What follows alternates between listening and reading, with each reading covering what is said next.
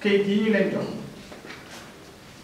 moom la ñu yóbbu fépp fu ñu dem parce que ci biir kayit yooyu dañ lay wax ne ñun ci gëm sa bopp dañu jox 36 000 rejets pour autre motif ci 36 000 rejets yooyu pour autre motif il faut d'abord comprendre que 2000 doublons la ñu am mais ñu ne ñu 36 000 rejets pour autre motif.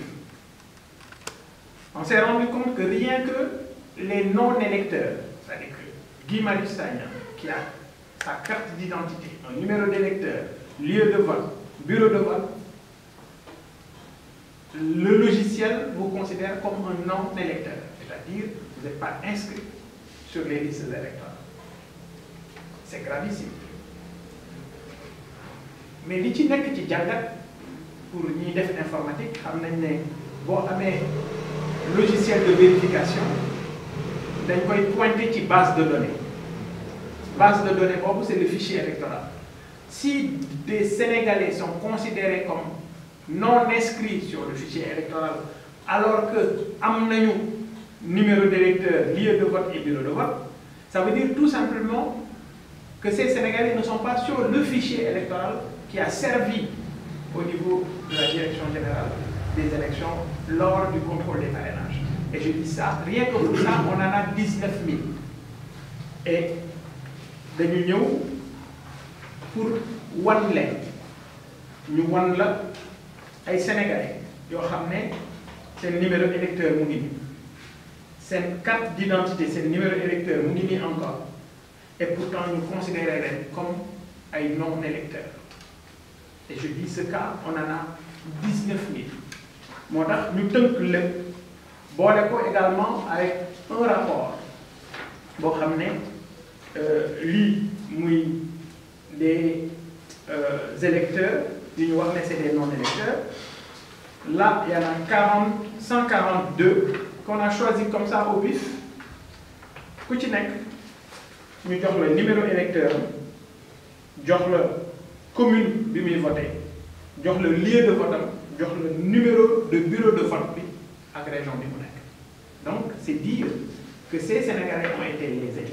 Ces Sénégalais on a bafoué leurs droits et je sais combien vous tenez et combien vous vous battez pour que les Sénégalais retrouvent leur liberté mais également leurs droits. Donc ñun jàpp nañu ne lii forfaiture la jàpp nañu ne lii xëy na tey ci suñu kaw la dal mais mun na dal ëllëg ci ñeneen.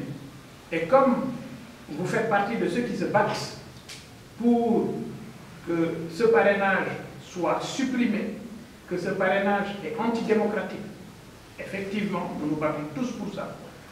Il est de notre devoir de venir vous rendre visite, partager cette peine avec vous, parce que ci loolu ngeen nekk ci loolu ngeen mus di taxaw ku am jafe-jafe yéen sol ngeen seen daal bokk ci ñi xeex ak ñoom ci jafe yooyu boobu. Et je crois que les Sénégalais vous doivent bien des remerciements par rapport à tout ce que vous êtes en train de faire. Kon jaadu na ñun ñi nga xam ne ñoo bokk les organisations citoyennes ñu sol suñu dal ñëw exposer leen problème bii nga xam ne am na mais mu bañ a yem ci ay wax rek parce que waxuñu dañu indi ay preuves yu palpable yoo xam ne ku nekk ci yéen gis na ko dut na ci baaraam nii nañ ñu ko defee ñun noonu lañu ko defee ànd nawle noonu lañu ko defee Fadel Barro noonu lañu ko defee keneen ak keneen ak keneen xëy na yow boo nekkoon wala nga dem ci sa liste bopp ci benn yoon bi lañu lay jaarale. Pourquoi? Parce que ces politiques ne veulent pas d'une assemblée de qualité. Bëgguñu ay nit ñoo xam ne dañuy incarner rupture. Bëgguñu ay nit ñu mel ni yow nga xam ne biir nañu ne soo demee Assemblée nationale di nga participer à la qualité des discussions mais di nga bokk ci ñi nga xam ne dinañu relever le niveau à travers une implication, à travers des débats sérieux, à travers les problématiques, les sérieuses problématiques yi nga xam ne dinañ ko teg ci table bi te mu bokk ci li Sénégalais yi di dund parce que tout simplement ils veulent toujours nous orienter dans des débats politiciens yóbbuñu ci loo xam ne du njariñu askan bi. Alors donc déplacement bi jàpp nañu ne dañu ñëw vers des Sénégalais qui se battent pour un mieux-être pour les Sénégalais, qui se battent pour un Sénégal de rupture, et loolu mooy li ñu tax a jóg loolu mooy li nga xam ne mooy suñu tànk kon suñu ñëwee am nañu yaakaar ne ñun ak yéen ñoo bokk benn xalaat benn yéene mooy faire de ce Sénégal benn havre de paix, faire de ce Sénégal teg ko ci yoon boo xam ne résolument dina nekk sur la voie du développement. Et je sais que loolu mooy seen combat dina gën a tenir à cœur te loolu it ñun mooy suñu combat. Donc lii nga xam ne jox nañu ko waxtaane nañu ko xamal ne ce sont des Sénégalais qui depuis des années se battent comme vous pour un mieux-être, pour qu'il y ait une alternance générationnelle, pour ñu xam ne Sénégal am na ay doom am na ay jeunes am na des jeunes Sénégalais engagés qui ont envie de propulser ce pays sur les rampes du développement, et c'est bien possible. Loolu nag pour mu nekk il faut mu am ay nit ñoo xam ne dañuy jël seen bakkan bi jox ko réew mi, et je sais que vous en faites partie. Donc xamal ne daal li ñu yëkkati teg jafe-jafe la boo xam ne dund nañu ko, injustice la boo xam ne tey jii ñu ngi koy dund, wax nañu ko, yeggee nañu leen ko pour ngeen bàyyi ci xel ba bu ëllëgee fu ñu toog di wax ngeen xam ne lii Sénégalais yi dund nañu ko.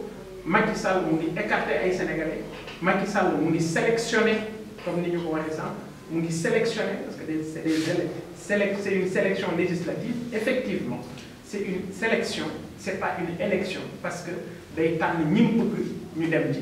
Et boo xoolee ñi muy tànn effectivement yamul rek ci candidats yi wala ci liste yi, yegg na même ba ci électeurs yi, parce que bu ñu mënee tànn ne kii électeur la kii du électeur alors que ñuy ay Sénégalais yor même ay droits, ça veut dire tout simplement Macky Sall mu ngi jël réew mi di ko jëmee ci situation bu extraordinaire, et loolu du ñu ko accepter. Et je sais que c'est quelque chose boo xam ne yéen vous vous battez pour ça. Institution nag xëy na damay wax ne oui war nañu respecter institution yëpp, parce que loolu mooy clé de voûte suñu union, suñu envie de vivre ci benn suuf bi ñu nekk ñun ñëpp. waaye nag bu fekkee ne institution yi ci seen bopp respecté wuñu ñoom ci seen bopp, je crois que citoyen bu ci nekk am nga droit jóg taxaw jàkkaarloog institution yooyu jëflante ak ñoom, jàmmarloo ak ñoom, parce que ce droit la ñu la bëgg a xañ.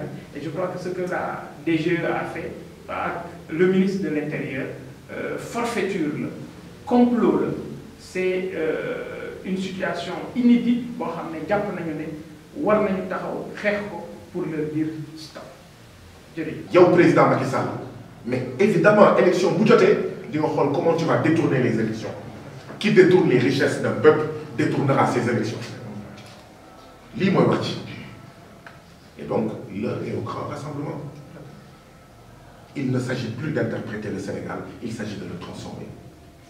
ndaxte lii dal la grande coalition Gëm Sa Bopp te effectivement ñu wax ñu ko indi ko def ko ci ay présenté ko Guédiawaye avant tey defe naa ni que ñun ñëpp xam nañ ko depuis 2019. moo tax d'ailleurs il faut féliciter et saluer taxawaayu la grande coalition Gëm Sa Bopp qui est en train de documenter la fraude électorale. ñun li ñu wax mooy il y a un hold-up électoral en cours, et le premier acte mooy cette sélection antidémocratique, ce parrainage antidémocratique. waaye fii la commencé du jeex tey dina continuer ba le 31 juillet ba bu mu jaaxal kenn le 31 juillet président Macky Sall boo amee 57% wala 67% wala 53% bu mu jaaxal kenn. Et donc c'est aujourd'hui, c'est hier même qu'il fallait en fait se mobiliser. ñi nga xam ne ils ne sont pas victimes pour l'instant de cette sélection législative doivent se sentir concernés par l'injustice faite à la grande coalition Gëm Sa Bopp, à la coalition Jàmmi Gox Bi, à la coalition And Nawlé ak ñoom seen ñi nga xam ne dañ leen écarté du processus. Aujourd'hui c'est eux, demain c'est vous. mooy li waaju doon wax quand on est venu prendre les juifs, je n'étais pas juif, je n'ai rien fait. Quand on est venu prendre les musulmans, je n'étais pas musulman, je n'ai rien fait. Quand on est venu prendre les syndicalistes, je n'étais pas syndicaliste, je n'ai rien fait. Quand on est venu prendre les communistes, je n'étais pas communiste, je n'ai rien fait. Et quand on est venu me prendre, il n'y avait personne pour me protéger. Donc, il est important que le Sénégal débloque pour défendre tous les Sénégalais dans leur diversité. Nous nous sachons souffle, il faut que nous défendions. Nous nous sachons tamit sen parrainage, sachons sen participation aux élections, il faut qu'on les défende. Nous nous sachons sen forage, accaparé, il faut qu'on les défende. Nous nous sachons tamit sen élection, il faut que nous défendions. Il faut qu'on comprenne que tous ces points-là sont liés. Et éviter l'erreur. Parce que l'autre tamit est le que les citoyens sénégalais aient l'impression que les acteurs politiques, c'est quand seulement ils sont menacés qu'ils se lèvent. Mais quand les citoyens sénégalais sont victimes de spoliation foncière, quand ils sont victimes d'accaparement, de forage, quand ils sont victimes de recrutement clientéliste, quand ils sont victimes d'une oppression d'État, comme si nous avons ASP depuis 9 ans, 8 ans, nous avons fait fouki djumi. Tu es bon que père, mère, soutien de famille, nous avons 7 ans. Ah, bés élection li la jot ñoom itam ñu toog seetaan mooy li ma doon wax sànq rek ku fi am sa dëkk Sénégalais ku fi am dëkk ñu seetaan ko ragal naa ne bés boo amee sa dëkk dina la seetaan. Donc comment faire pour fédérer tous ces dëkk là? Pour moi, c'est ça la foi. Comment faire pour fédérer tous ces Sénégalais victimes d'injustice, pas seulement sur le plan du processus électoral, pas seulement sur la question des législatives, mais sur d'autres questions qui touchent au quotidien des Sénégalais et où les Sénégalais se sentent très seuls. Fédérer tout ça et édifier un rapport de force qui fasse reculer le président Macky Sall, parce que le président Macky Sall peut reculer. Nous disons je crois que le FRAPP ne peut qu'être d'accord à ce qu'on fédère les forces vives de ce pays-là autour des préoccupations du peuple. Parce qu'il y a un lien entre élection et vie quotidienne. La vie coûte cher. Les Sénégalais sont fatigués. Les coupures ont recommencé. Alors que la chaleur ne fait que commencer. Les paysans sont fatigués. Les pêcheurs se font assassiner en Gambie, en Guinée-Bissau, en Mauritanie à cause d'accords de pêche léonins contraires aux intérêts des Sénégalais. Il faut fédérer toutes ces revendications et montrer aux citoyens sénégalais qu'ils ont intérêt à ce qu'il y ait des élections libres, transparentes et sincères afin que le pêcheur sénégalais mouah tayal et pas mouah parce que nous avons exclure ou nous exclure le candidat ou nous avons empêché de voter afin que nous baillons béykat bi nga xam ne dañoo sàcc suufa di ko aakimoo mu voté te yàlla tax. Il faut qu'on comprenne qu'il y a un lien. Que si le président Macky Sall veut voler les élections, et le premier acte du vol des élections, oui, nous accusons le président Macky Sall de vouloir voler, détourner les élections. Le hold-up électoral au Sénégal a démarré. S'il veut le faire, c'est parce qu'il veut perpétuer l'oppression quotidienne dont paysans, travailleurs, pêcheurs, enseignants, citoyens sénégalais sont victimes partout, à l'hôpital public, dans l'école publique, etc. Et donc il faut qu'on fasse le lien, il faut qu'on fasse le link, il faut qu'on fédère. Et ne surtout pas donner l'impression que moi, secrétaire général de tel parti politique, je ne me lève que quand mon parrainage est menacé, je ne me lève que quand on m'a volé. Voilà. Ça rebute les citoyens sénégalais et ils ont raison, ils auront raison d'être rebutés par ça. Donc oui, comment mouvement citoyen, comment organisation des forces vives de la nation, est-ce que nous pouvons édifier ce rapport de force où tous les citoyens sénégalais se verraient, tous les citoyens sénégalais se verraient avec une plateforme unique pour dire à ceux qui sont régulièrement victimes de violences policières, Tchingabok, à ceux qui sont arbitrairement détenus comme Cheikh Oumar Diagne, Tchingabok, à ceux dont les terres sont spoliées, Tchingabok, à ceux qui sont exclus des élections, Tchingabok, à ceux dont les forages sont accaparés, Tchingabok, à vous travailleurs victimes de violations récurrentes de vos droits et de licenciements arbitraires, Tchingabok, à vous victimes de longues détentions préventives, Tchingabok, À vous, victimes de conditions carcérales inacceptables, ci nga bokk. À vous, auxiliaires de police, victimes de 90 000 francs de salaire par mois et qui ne reçoivent même pas toutes leurs primes journalières, ci nga bokk. À vous, ASP, ci nga bokk. À vous, personnel de santé, ci nga bokk. À vous, gendarmes et policiers, ci nga bokk. Donc, pour nous, c'est ça la foi. Sinon, nous sommes divisés un par un. Chacun va être largué à un moment donné du processus, ku nekk toog seetaan et mu jur noonu de suñu biir parce que bi nit kii amee dëjëm encore une fois ñun ñëpp toog seetaan wala yem ci sigil di gaale. Ce n'est plus l'heure des sigil di gaale te jooy fajul naxar. Jooy fajul naxar nañu ànd ñun ñëpp bëri nañu ànd ñun ñëpp ngemb waaw laxasaayu jaayante ko ak ki nga xam ne jaral na ko lu nekk pour gagner les élections législatives et se perpétuer au-delà de 2024. Voilà un peu li nga xam ne moom la ñu bëggoon wax. Et donc oui, l'heure est au discours, mais pas seulement au discours. L'heure est à l'interprétation, mais pas seulement aux interprétations, surtout à la transformation de notre pays. Et cela est possible. Maintenant, il faut bâtir les ponts entre différentes organisations.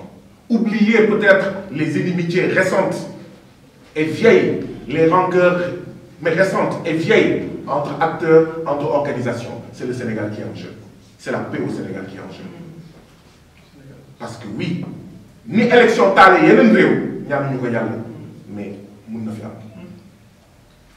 Donc bu fekkee dañoo bëgg a jàmm tey la ñuy jóg def benn say ñi bëgg a taal Sénégal ñu ne leen du mën ko fi taalee. Or rapport de force mooy tax ñu bañ a taal Sénégal. Depuis 2021 ñu ngi jënd ay gànnaay di jënd ay oto waaw di recruter ba di recruter ay unités de nervis dans la police pour mater de l'opposant, pour mater du résistant, pour mater du mouvement citoyen. Nañu jóg nañu ànd jóg ànd daan noonu jàmm ci Sénégal. Voilà un peu ce que je voulais dire au président Bougane Gueye Dany. Et donc oui, le FRAPP est disponible, comme il le fait chaque fois, à essayer de voir comment bâtir quelque chose qui puisse fédérer les citoyens sénégalais de divers horizons autour des préoccupations des Sénégalais, des préoccupations quotidiennes, de la vie chère, etc. Comme de ces préoccupations-là qui ne doivent pas être banalisées. Ñuy artuwaat Sénégalais, il ne faut pas que ñu ne ay élection donc la élection day taal réew. Benn ci élection nga mënee jaar ne sàcc suuf dootu fi amaat wala audit foncier day am ci élection ngay jaar pour ne les violations des droits des travailleurs qui sont quotidiennes stop. Ci élection ngay jaar pour ne les accords de pêche avec l'Union européenne dañ koy renégocier waat. Ci élection ngay jaar pour ne mais franc CFA bi accord de partenariat économique bi nga xam ne day rey les petites et moyennes entreprises le patronat sénégalais stop. Mais ci élection tamit ngay jaar pour ne le monstre bi nga xam ne 1-2 mu fay signalu Sen TV 1-2 mu fay signalu Walfadjri 1-2 mu bastonné écrasé emprisonné du journaliste stop. Donc élection am na solo faut pas rek non il faut politique la déedéet. Donc voilà un peu également le message que je voulais lancer. Et sur ça, oui, nous lançons un appel également à tous les autres acteurs pour voir Diamy Gorgui, Fadel Barro, Serigne Mboup, etc. Ceux qui ne sont pas encore éjectés, d'accord, du processus et qui vont l'être si rien n'est fait. Tous ensemble, faisons un bloc. Ce parrainage est antidémocratique. Et bravo et félicitations à Gamsu Bopp qui est en train de documenter, voilà, ce début de complot contre la démocratie sénégalaise, ce début du hold-up électoral. Il faut l'arrêter. Si on veut la paix, il faut l'arrêter. Li ñaan nag kilifa diine yi bu ñu xaar ba ëllëg pour ne déet léegi la ñuy wax léegi la ñuy sotti ndox bi waaw ñun yéen la ñu am yéen kilifa diine yi ak kilifa aada yi ñu ngi leen di ñaan ngeen wax président Macky Sall lii muy def nii di dàq candidat yi di dàq liste yi nag lu jur jàmm voilà.